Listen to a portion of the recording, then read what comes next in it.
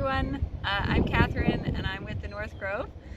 Today I'm going to show you some of the seedlings that we're planting. We're planting kale. So first I want to show you my seedling mix. So what I do is I take 4 parts compost, 1 part coconut coir. This is kind of the husks of coconut. You can also use peat moss in this instance. It's just a personal preference. And then 1 part vermiculite and 1 part perlite. And then we're going to mix it all together. I'm going to show you. I've done this one earlier. I don't know if you can see that coming together.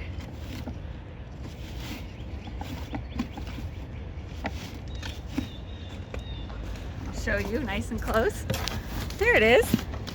And the reason for this mix is that it holds water really well. So what's important for seedlings is honestly not so much nutrients at the beginning. It's more that they need to stay damp and they need to stay moist. So you want something that really holds water really well.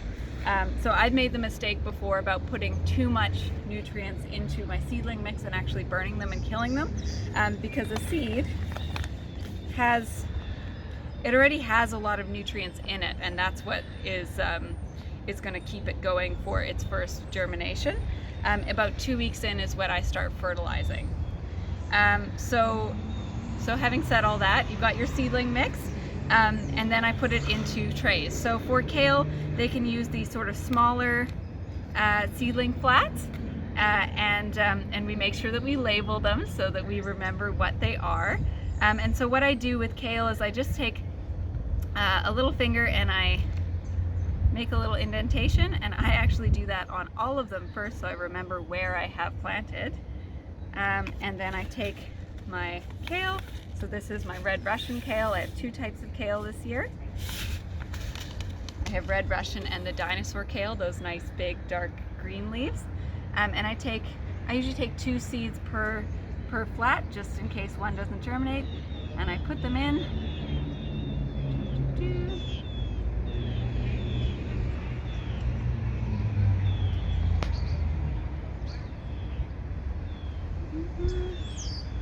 And then I close it up, and I will make sure that I water this ASAP, because that is how you'll get germination. So one more thing to say about kale. I know some of you might remember that last year we didn't really get any kale because we had a problem with flea beetle, I seem to remember. So there's a few techniques, organic pest management techniques that you can use for a flea beetle. One is just not to plant for a while. Then the flea beetle will not have any food, go somewhere else, or die out. And then the other thing you can do is insect netting. So that's what we're going to try this year when these guys are old enough to go in the ground, is we're going to put some insect netting over top. And again, if the flea beetle is still there, it won't have anything to eat because it won't be able to penetrate the insect netting, and then hopefully we will be able to eat some delicious kale this season. So that's all I have to say about planting kale. I hope you have a wonderful sunny day, and we'll see you next time.